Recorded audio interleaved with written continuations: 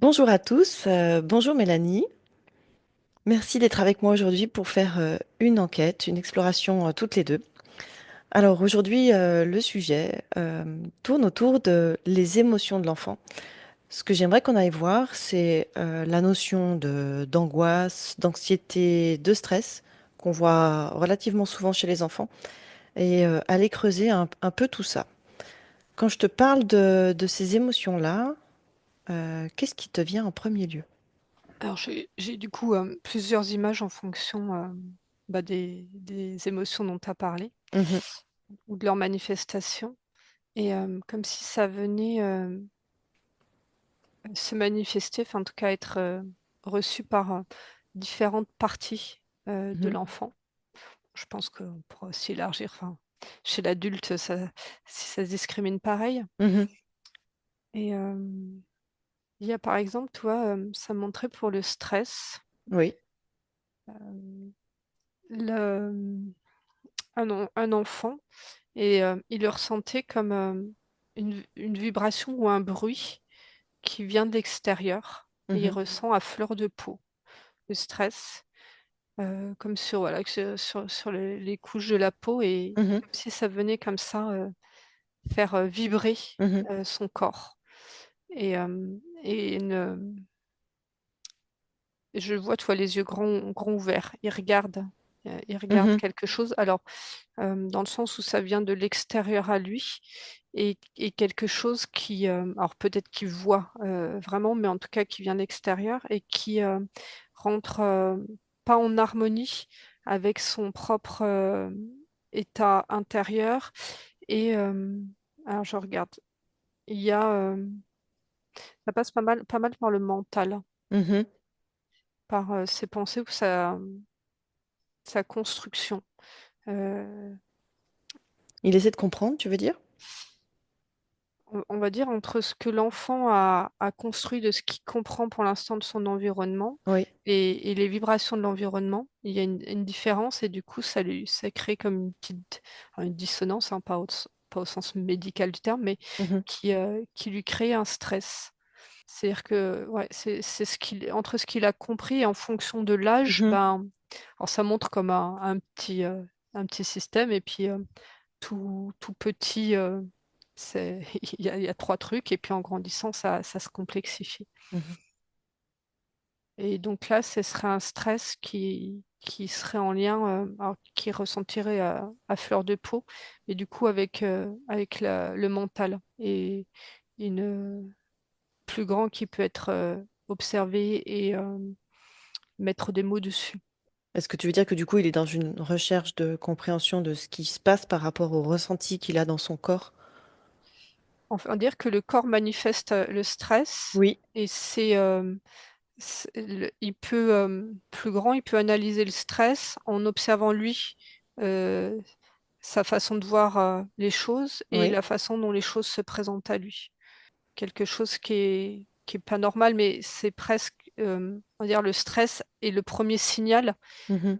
et après, peut y avoir l'analyse. D'accord. Ouais, ça me montrait alors un tout petit, un bébé. Mhm, Alors pour le bébé, ça passe quasiment pas par le mental, hem, mais ça je vois quand même quelque chose au niveau du cerveau comme, mhm. comme s'ils avaient un système d'équilibre, Mhm, hem, de survie, mhm. déjà ancré, toi, comme s'ils naissent avec ce alors je sais pas si c'est un mécanisme, en tout cas je vois quelque chose qui manifesterait, des qui se manifesterait pour les besoins primaires Mhm. et que si ces besoins primaires sont pas, a alimentés ou voilà, il y a pas de réponse de Oui. l'environnement, ça crée un stress Oui. et donc ce serait c'est les besoins qui lui permettent, de survivre et toi Mhm, ça a un pont un petit peu avec, les animaux, enfin comme si voilà, en tout cas là sur les mammifères, ils ont aussi ce système-là, mhm, qui est, le côté alimentaire, ça me dit le besoin de contenance, mhm, le fait de se retrouver, sur, du pot à pot, de mhm, se sentir en fait extérieur, Et en fait, ça, toi, ce sont les premiers stress, états de stress que l'enfant peut vivre quand ces besoins-là sont pas manifestés voilà, sans qu'il y ait de réflexion ni rien. C'est quelque chose vraiment qui le garde en vie. D'accord. Et donc, un petit voilà, qui manifeste, ça montre que ça peut passer par la peau, ces états de stress, c'est qu'il y a un de ces besoins-là qui est pas alimenté pour lui. Quand je dis alimenté, pas forcément pour manger, hein. Mhm. Oui, oui. Et, et qu'est-ce que ça a comme conséquence, du coup? Alors, ça montre, pareil, ça peut y en avoir plein, hein. Mhm. Là, il y en a un, ça me montre que ce que je voyais à fleur de peau, comme toi, le premier indicateur de stress, ça rentre petit à petit dans la matière et ça vient comme figer euh, le, alors, le déploiement.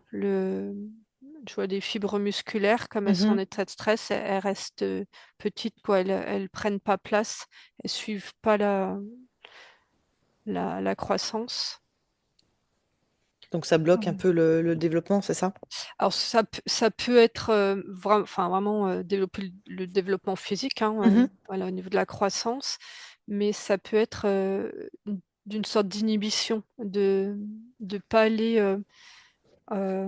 En fait, quand tout va bien, qu'il n'y a pas le stress, il y Mhm. a comme un aller-retour entre le corps de l'enfant et l'environnement qui est sécure et qui fait que petit à petit, le corps va pouvoir se développer et Mhm. grandir et être vu, être exprimé et prendre place en fait dans l'environnement. Mhm. Alors que là, comme il y a quelque chose, il y a le stress qui fait que c'est pas sécure, ça peut être une inhibition d'être discret, réservé, tu vois, plus dans le comportement, ça peut. Mhm. Ok, Donc donc là, c'est tout petit, hein. ouais, comme bébé, quelques mois, c'est ça?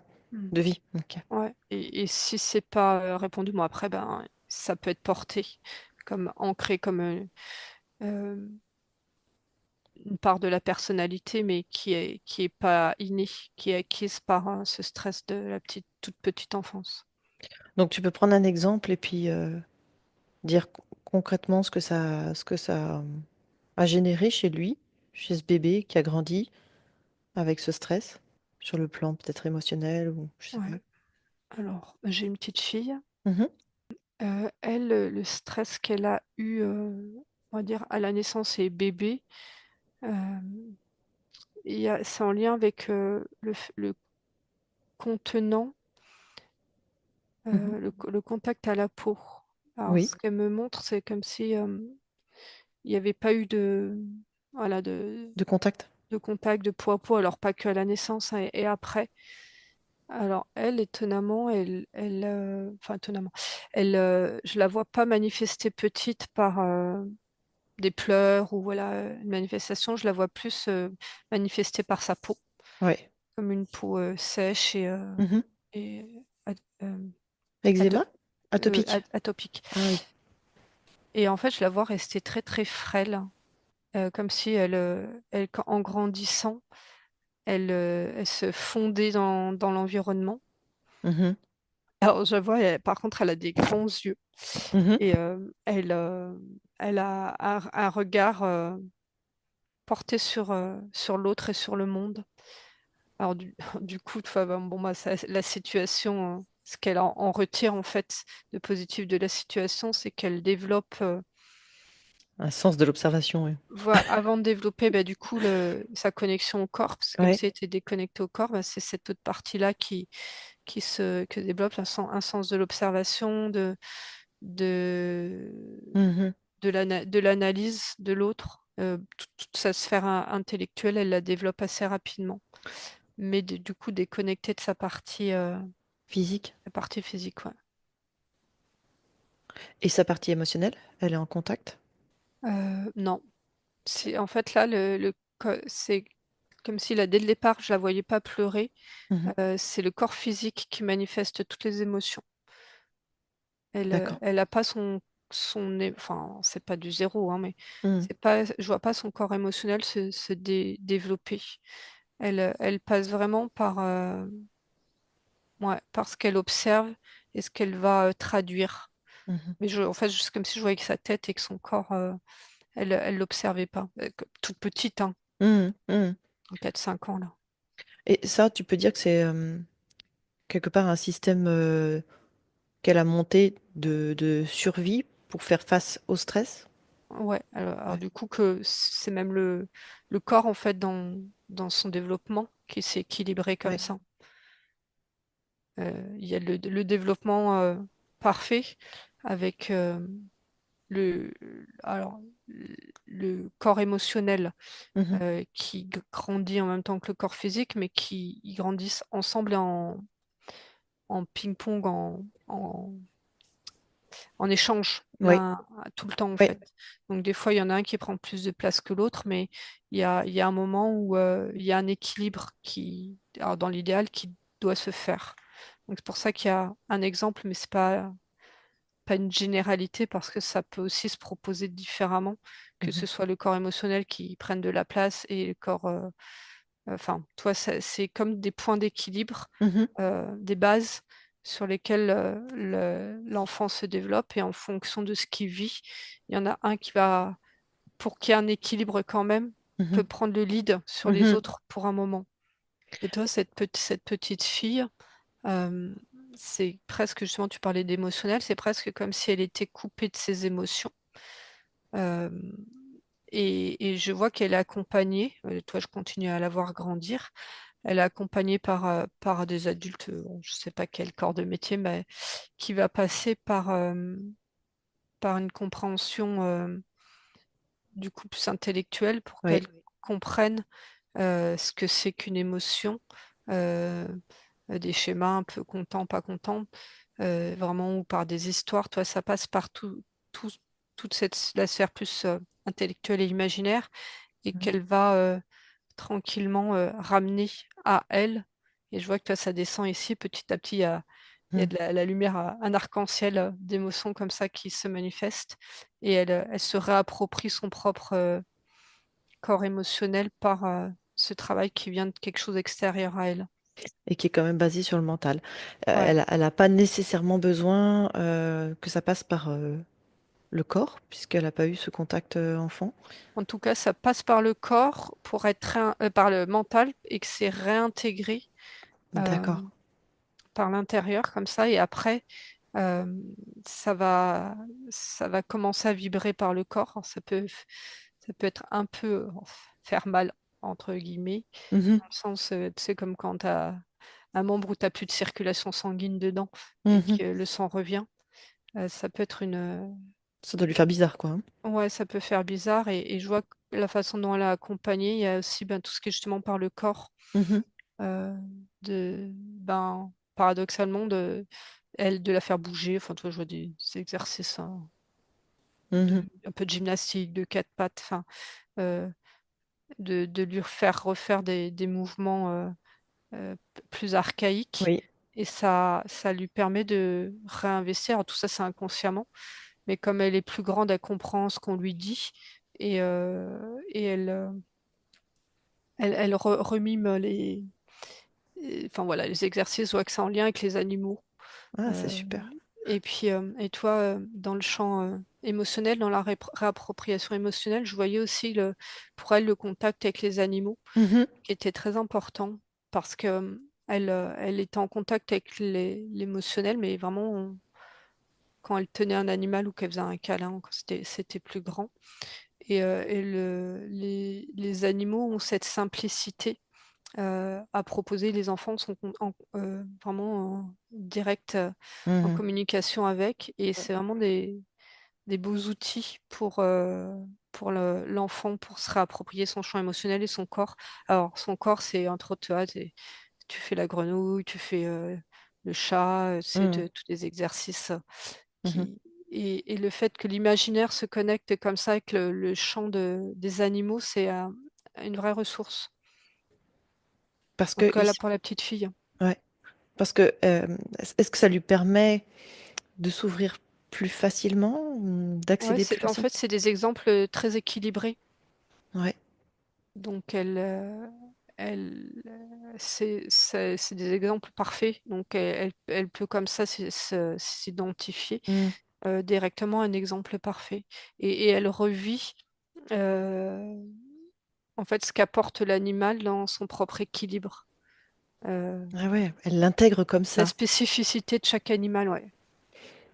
D'accord. Et en passant par l'animal et tout ça, ça lui permet, elle, de se reconnecter Son à son corps, corps ouais, et son émotionnel. ouais.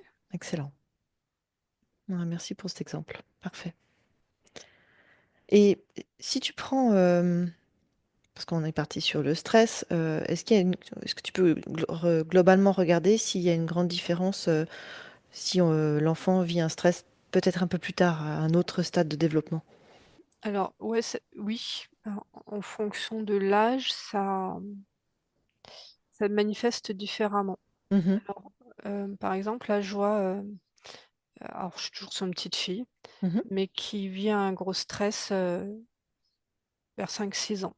mhm, Euh, une, c'est une rupture de milieu, mhm. peut-être une séparation. Et en fait, là, il y a les autres notions euh, qui...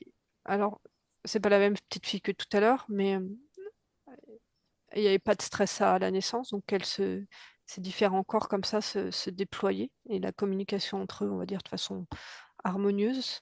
Mhm. Et là, en fait, le stress, vraiment comme un choc, ça, ça peut la disperser. Et c'est à ce moment-là que, toi, il y a beaucoup plus la notion d'angoisse. Là, en tout cas, pour elle, c'est la notion d'angoisse qui se, qui se manifeste. Ah, Alors, il y a vraiment un stress. Elle a l'air un peu en état de choc, hein, ouais, ouais. comme s'il y avait une sidération et qui va jusqu'au physique. Il y a quelque chose qu'elle voit. Mhm, Et là, du coup, il y a le corps comme si il était en train de suffoquer. mhm, Et donc, il y a tout qui se fige ouais. à l'intérieur d'elle. Et bon, après, la vie continue. Mhm, Je la vois avancer. Donc là, c'est le corps physique qui avance. Mais il y a le corps émotionnel qui est en sidération et du coup qui ne communique plus avec le corps physique. Comme toi, il y a sa sidération et ça ouvre comme ça une espèce d'angoisse mhm. qu'elle a ressenti vraiment comme une impossibilité de respirer.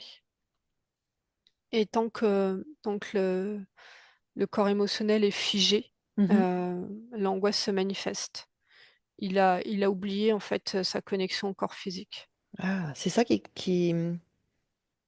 caractérise l'angoisse, c'est d'être coupé de du physique.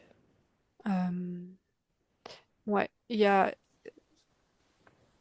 comme un événement qui sidère Oui. le corps émotionnel.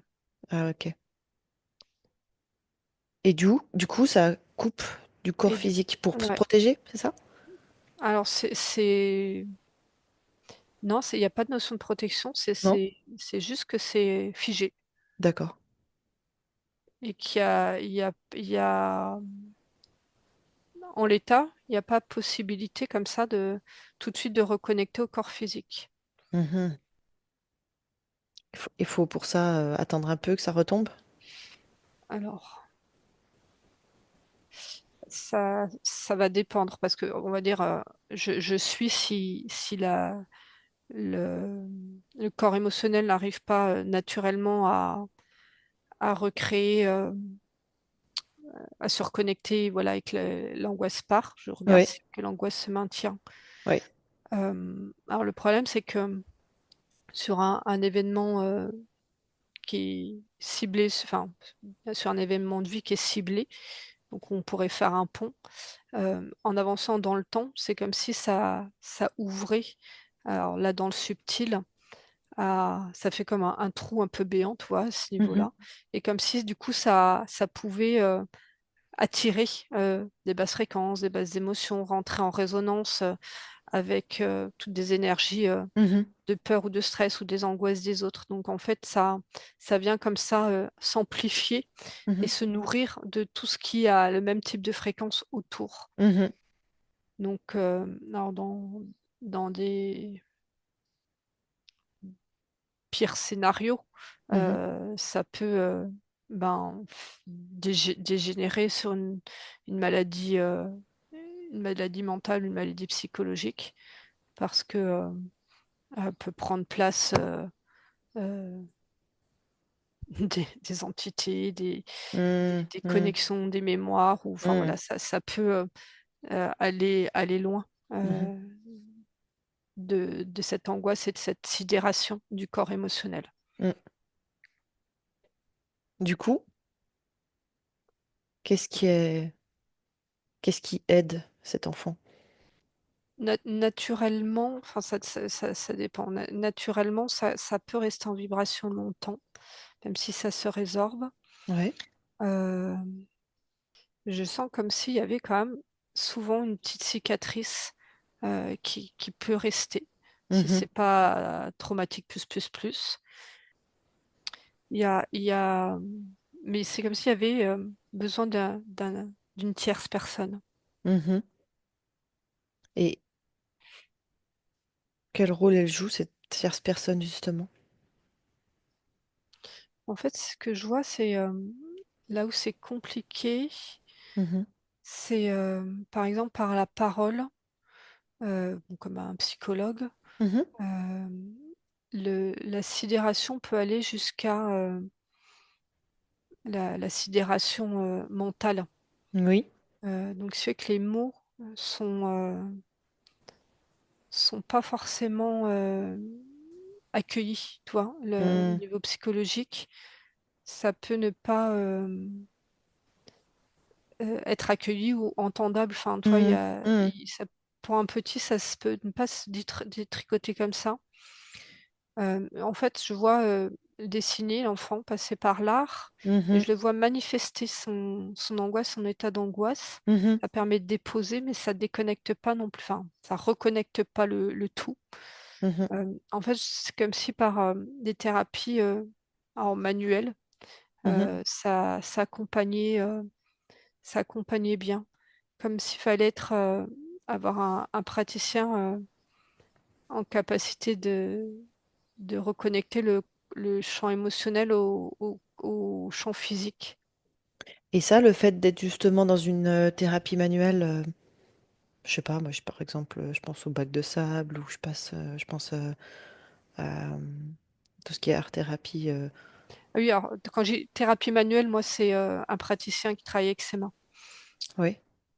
Euh, c'est pas l'enfant qui Ah, travaille avec ses mains.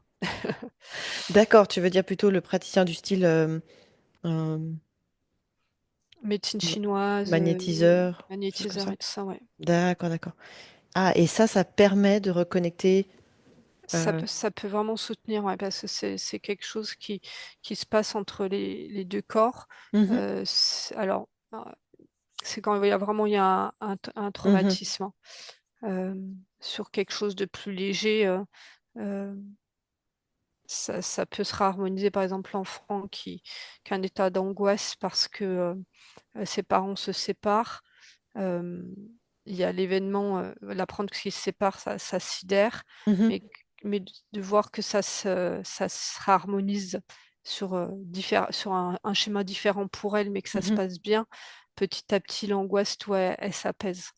D'accord. Alors que l'angoisse qui se manifeste sur un choc traumatique, euh, il y a comme cette séparation qui se fait et l'accompagnement Mhm, par, donc par une thérapie manuelle, comme on a cité, est mhm. vraiment de bon secours. Ok, très bien. Et si c'est pas traité, j'imagine que les angoisses se réactivent à des moments. Il suffit de petits déclencheurs, Ouais, c'est ça? euh, si c'est pas traité, ouais, sur des des événements traumatiques, ça se met en veille et ça peut se remanifester quand il y a du stress. Ouais. Et et ça me montre par contre sur des événements traumatiques passés inaperçus, mais qui sont bien ancrés. Et là, donc, c'est plus adulte. Il y a la notion de conscientisation, comme s'il y avait besoin de temps et de recul Mhm, pour aller voyager dans le temps alors en conscientisation, en hypnose ou autre mhm. technique comme ça, donc, mais que l'adulte peut faire pour aller comme ça mettre de la conscience sur ce moment-là. Et là, je vois que la lumière de la conscience vient apaiser euh, l'événement. Donc en fait, ça veut dire que par exemple, si tu prends un adulte qui a des crises d'angoisse, euh, le fait de prendre conscience de ce qui s'est joué, c'est ça? Ça Ouais. lui permet de finalement lâcher cette angoisse?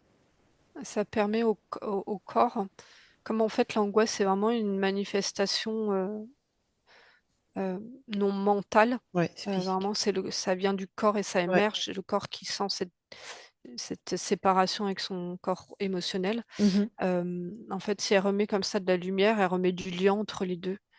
mm, Parce que le problème, c'est que si c'est un événement de l'enfance, c'est qu'il y a eu beaucoup d'années qui sont passées. mhm, Euh, un peu comme j'ai vu tout à l'heure, toi, il y a beaucoup d'autres choses qui se greffent. Donc, peut y avoir des analyses, mais finalement, l'analyse peut faire tourner en rond. mhm, Là, comme si l'angoisse pouvait. Ouais, ça fait tourner en rond, en fait. mm. Comme il reconnecte à plein d'autres choses qui appartient. Euh, Toi, ils vont choper aussi les angoisses des autres. Enfin, et tu peux aller psychologiquement détricoter plein de choses, mais pas forcément réussir à aller vraiment À la source, quoi, à à la l'origine. source. Mm, Et là, je vois, toi, pour un travail en sophrologie, ou nous, ce qu'on fait en hypnose, ou des gens qui, eux, partent en hypnose, mhm, d'aller comme ça fait un bon, là, poser la conscience au moment du traumatisme. Je vois qu'il y a le lien se refait, et d'un coup, euh, bah, comme ça se referme, bah, tout le reste qui est un peu un sac de nœuds va mhm. se dissoudre. D'accord. Et le corps respire en fait quasi instantanément quand la conscience vient se poser. Tu sais, tu as le fameux Mm, soupir là, et le corps il dit ouf, quoi, il y a plus cet énorme vide et cette séparation mhm. de nous deux. Intéressant. Alors du coup, ça me montre pour l'enfant, euh, ça me montre avec une poupée et qu'elle rejoue, alors accompagnée, hein, Mhm, elle rejoue, elle fait rejouer à la poupée son propre stress. mm, Alors ça peut être guidé si le stress est connu, mais ça peut être, euh, ben, sans le savoir, elle fait rejouer à la poupée ce qu'elle a vécu. mhm, Et c'est là où l'adulte vraiment a toute sa présence est importante, comme pour une fois que le premier scénario est déroulé. mhm, On voit les enfants enfin, toi, quand on joue à la poupée. Une fois mhm, que le premier scénario est déroulé, comme l'adulte vient faire pause dans le scénario et mettre des mots, alors mhm, à hauteur, hein, et proposer un autre issue mhm, à la mm, poupée. Alors, c'est pas 100% de réussite, mais en tout cas, ça peut être un moyen mm, euh, d'avoir. En fait, c'est là où l'adulte accompagnant doit parler sur plusieurs niveaux, c'est-à-dire qu'il fait rejouer le scénario, mais le petit enfant va être sur son propre imaginaire, mais savoir aussi amener la conscience à se reposer sur ce scénario-là, mhm, euh, hors positif, toi. mhm. Il y a vraiment la place de la conscience qui est importante. Ok. J'imagine que ça doit changer un peu le chemin neuronal en fait. C'était comme si il y avait quelque chose qui se jouait en boucle et le fait de reguider et de sortir, enfin amener un autre issue, ça permet simplement de créer une nouvelle, ouais, Connexion. ouais, une nouvelle Ouais. connexion. Mm. Ouais, si on regarde par le biais du champ neuronal, ouais, c'est ça, c'est la communication. qui n'y est plus. Et vraiment, la place de la conscience vient comme ça réactiver ces connexions. Mhm. Mais du coup, de façon beaucoup plus transversale que juste le rôle des neurones. Mhm. Ok, super. Et est-ce qu'on prendrait un exemple d'anxiété? Alors, juste pour voir la différence. En fait, l'anxiété, c'est comme si c'était projeté dans le futur. Mhm. C'est Alors, juste. les deux peuvent être associés, mais toi, l'angoisse, c'est vraiment Ouais. la manifestation d'un corps qui a été dissocié, qui est du coup branché sur le passé. Et là, on a observé quelqu'un qui est anxieux. Mhm. Ça va être branché sur son futur. Mhm. Et ça le met en hyper vigilance, Mhm. en hyperactivité cérébrale. Mhm. C'est pas émotionnel. Mhm. C'est Alors, juste du mental? ça veut pas dire qu'il y a pas d'émotion autour, hein. Mhm. C'est-à-dire que c'est pas le corps émotionnel qui se manifeste, c'est vraiment quelque chose qui est généré par le mental. Mhm. Mais il y a quand même une origine dans le passé? Alors, l je attends, je voulais dire autre chose avant Vas-y, avant vas-y. cette réponse. Il y a comme, dans le champ mental, intellectuel, une incapacité, alors je suis sur les enfants, hein, Mhm. une incapacité à gérer, et organiser une somme d'informations. Mhm.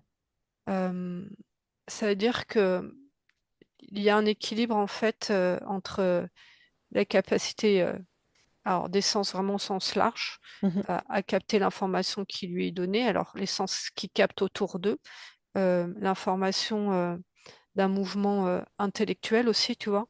Hem et ils sont une part d'eux est connectée sur un champ d'information très grand, mais la capacité, physique du cerveau, on va dire, Mhm. la maturité, n'est pas en capacité d'intégrer toutes ces informations qu'ils captent.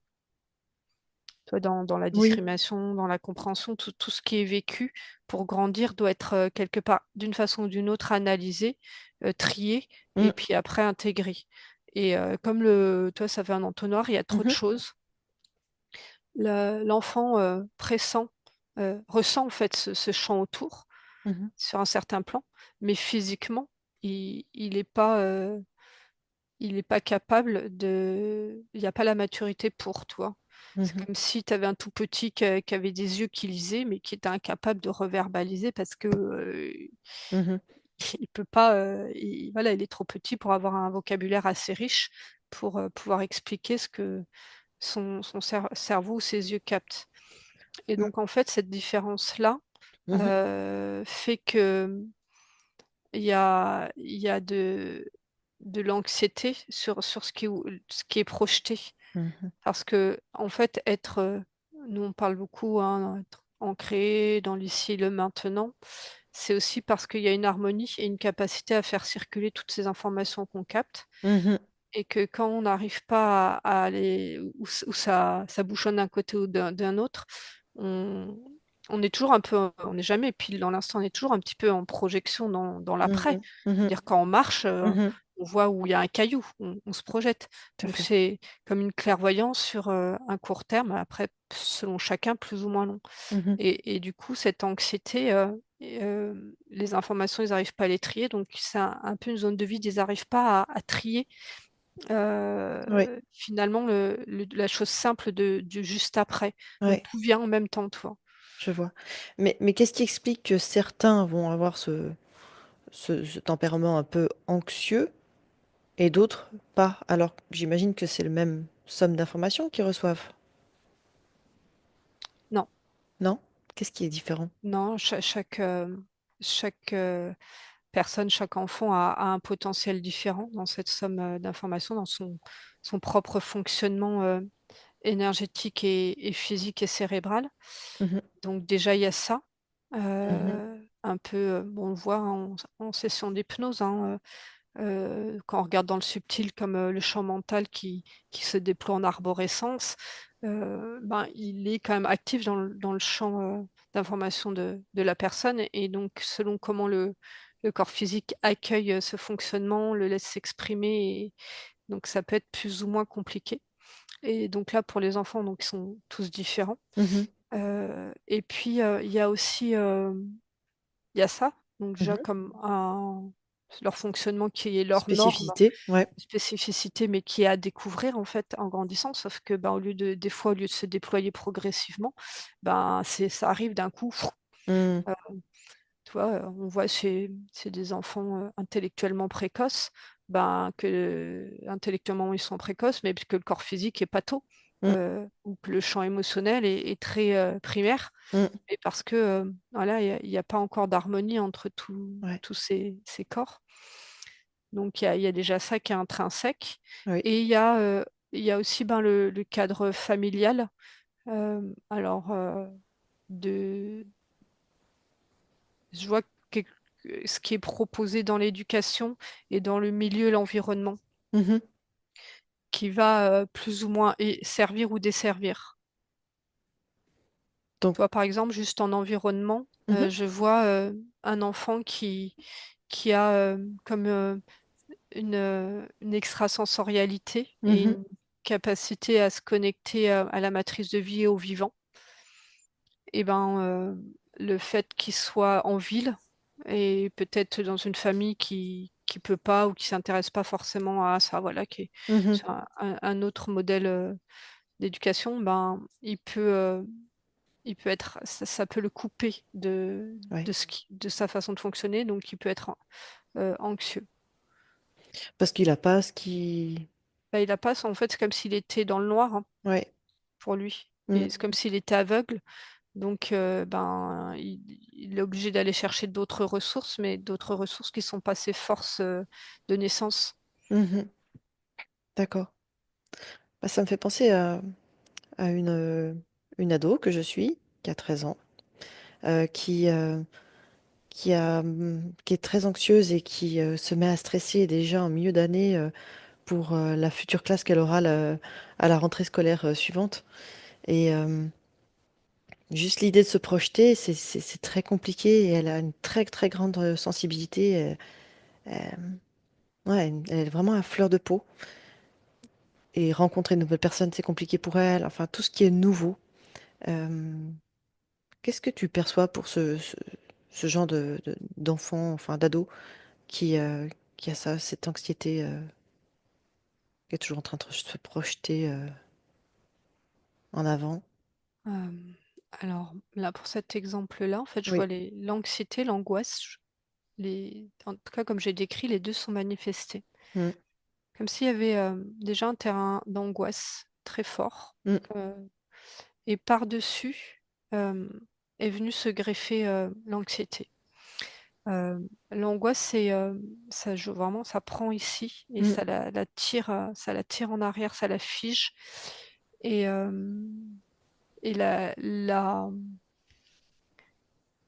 tentative de rééquilibrage, en fait, de Mhm. son corps physique et émotionnel, passer par, l'intellect, voilà, tout le champ intellectuel d'observation, en fait, a a pas été, alors suffisant, je sais pas, mais en tout cas, ça a manifesté l'anxiété parce que, l'angoisse était trop forte. C'est-à-dire que c'est Mhm. comme si elle était, immobilisée et que du coup elle projetait ou trop loin. Ça a mis en hyperactivité, Mhm. heu, sa se sa sphère, mentale, et cérébrale. Ça l'a mis en hyperactivité pour compenser, et cette hyperactivité-là l'a désaxée, de ce qu'elle est, et du coup va chercher à se nourrir de plein de peurs autour. Mhm.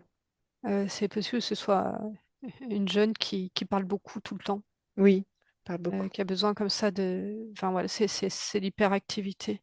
Mhm. Alors, c'est comme si là, c'était, le le fil de l'angoisse qu'il fallait suivre pour elle, et Mhm. non pas, répondre à cette, le logorée verbal Mhm. qui exprime cette anxiété, hein, qui est juste, mais ça bah, toi, tout à l'heure, je parlais un peu de tourner en rond, mais c'est possible que ça C'est ça. en fait, ça passe pas par, un schéma de compréhension. C'est juste, un appel au secours Mhm, de parler, de parler, de parler, parce que bah, sans ça, elle extériorise tout ce qu'elle peut. mhm. Et sans ça, ça reste dedans. Ok. Alors, attends, je remonte le fil de l'angoisse.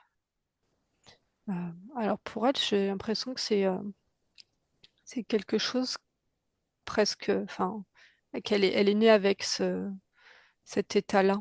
Euh, Toi, dès Mhm, petite, alors, je te dis l'image que j'ai, hein. C'est comme si elle était recouverte dans un moule comme ça, de terre comme ça, qui l'oppresse tout le temps mhm. et qui l'empêche de respirer, et même dans le physique, de se connecter à son environnement. Et ça vient d'où ça?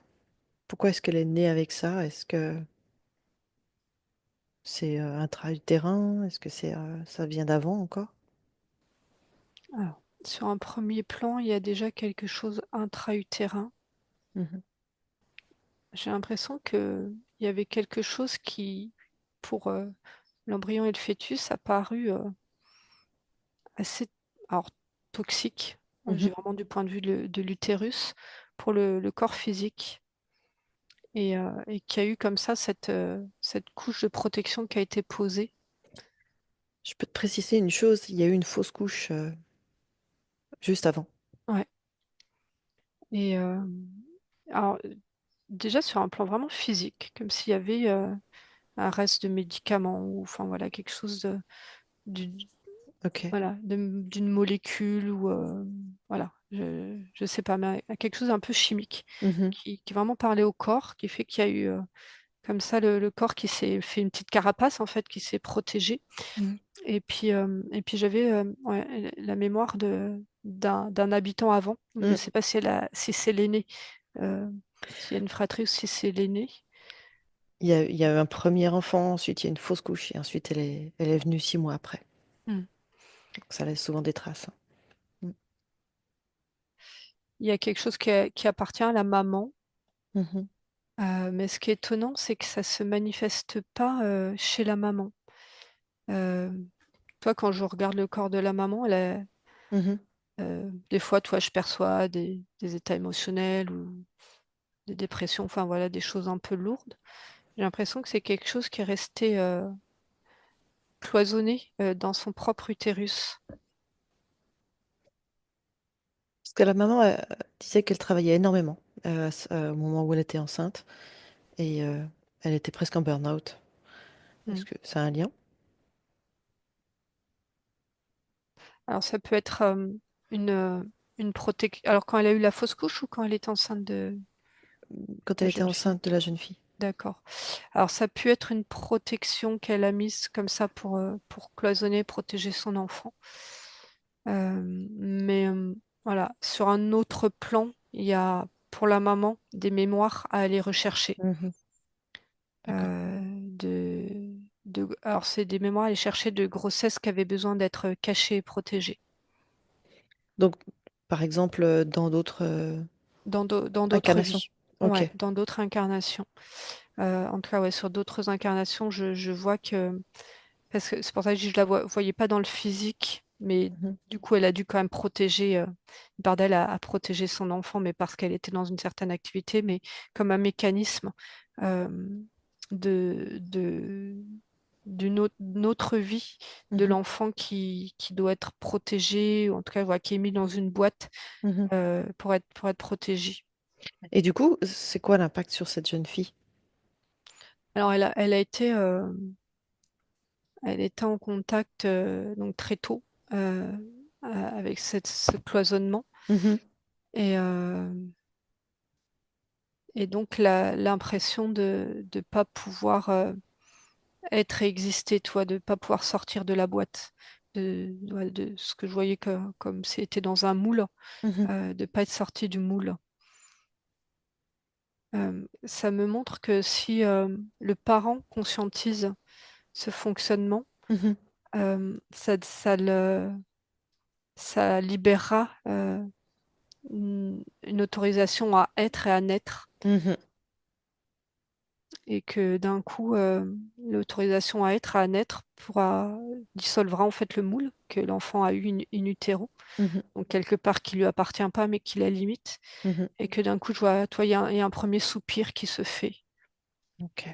Et, et par contre, voilà, dans l'accompagnement de l'enfant, il y a, il y a une revisite de ses 13 années de vie, comme si elle allait récupérer des informations qui ont été vécues, mais qu'elle n'a pas pu voir parce que isolée dans ce coffre d'angoisse. Mhm. Mhm. Ok, un peu comme si c'était des infos qui avaient tourné autour mais qu'elle n'avait pas intégrées. Voilà, mais en fait, des infos, mais positives, Oui, et du coup découverte de son propre fonctionnement. d'accord. Ok. Et là, une fois que ça c'est réglé, revu, enfin, dénoué, ensuite l'anxiété, puisqu'on parlait que c'était plutôt sur le futur, euh, tombe. Alors, euh, elle tombe pas instantanément. Mhm. Parce que toi, tout à l'heure, tu as parlé des neurones. Mhm. Là, alors, du coup, pour le coup, ils sont en hyperactivité.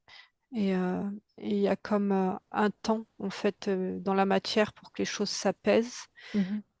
Et que ce qui était manifesté verbalement, tout ce qui était dit de sa part, hein, Mhm. qui était un petit peu une course-poursuite ou déverser plein de choses pour essayer de s'alléger le plus possible, d'un coup va prendre de la contenance Mhm. et là la parole va pouvoir l'aider à apaiser son hyperactivité mentale. D'accord. Mais pas en parlant de ses peurs projetées, mais en parlant de qui elle est, comment elle se ressent, comme des nouvelles compréhensions. En fait, le fait qu'elle se Sur elle. reconnecte comme ça, c'est euh, sur son passé, tout ce Mhm. que son corps n'a pas pu connecter. Je vois que ça se reconnecte, un peu comme tu parlais des neurones, pof, pof, pof, Mhm. pof. Donc petit à petit, ça va remonter et ça va venir sur elle apaiser, parce qu'il y a plusieurs plans en fait Mhm. qui se mélangent un peu, toi, le plan intellectuel, mental, psychologique, il y a tout un peu, c'était un peu un checker. Donc Mhm. petit à petit, ça va se poser et voilà, l'accompagnement pour que ça s'organise. Ok, super. Extrêmement intéressant. Très bien. Et, euh, et puis là, bah, pareil, toi, le retour au corps de, Oui. dans un sport, enfin, une activité en lien avec le corps. Mhm. Pour être plus en connexion avec son propre corps. Ouais, parce que Et lâcher le mental aussi un peu peut-être. c'est ça. En Mm. fait, l'activité sportive, vraiment, toi, dans le champ hormonal, Mm. euh, va libérer bon, les endorphines et tout ça, va libérer des hormones qui vont aider à reprendre, tu vois, ça donne de la contenance, donc son contour, Mhm. alors que son schéma neuronal redéfinisse son contour Ouais. et que ça apaise par le corps aussi. Parce que Ouais. là, si tu veux, comme c'était coupé, ce Mhm. qui était fait par le corps n'amenait pas d'apaisement. Mhm. Extra. Ouais, très intéressant. Parfait. Est-ce que tu as d'autres informations pour conclure sur ce thème des émotions de l'enfant, de l'angoisse, l'anxiété et le stress? Euh, ouais, voilà, pouvoir discriminer les différents mécanismes, Ouais. mais chaque cas est unique. Mm. Donc, comme si, toi, il y a un schéma complexe, en fait, de chaque euh, harmonie. Mhm. Tu vois, c'est pas linéaire. Mm. Et donc, là, on va prendre la place ou cohabiter. Mais en fait, de pouvoir comme ça identifier, ça permet de tirer le bon fil Mhm. C'est ça. pour remonter voilà, au traumatisme premier. Donc, quand du traumatisme, vraiment au sens large, hein, ou au stress Mm. premier. Mhm. D'où l'intérêt de la pratique, je trouve, de l'hypnose régressive, qui permet d'aller aussi droit au but, en fait. Ouais, en tout cas, Mm. au premier but, ouais. C'est ça. En tout cas, de pouvoir vraiment déplier Mm. tout, et sur des points aussi subtils. Mm. Très bien. Un grand merci, Mélanie, pour toutes ces informations. N'hésitez Merci pas, Fanny. merci. N'hésitez pas à liker cette vidéo et à vous abonner à la chaîne. Ça nous fera plaisir aussi de lire vos jolis et gentils commentaires. Et on se retrouve avec plaisir une prochaine fois. À bientôt.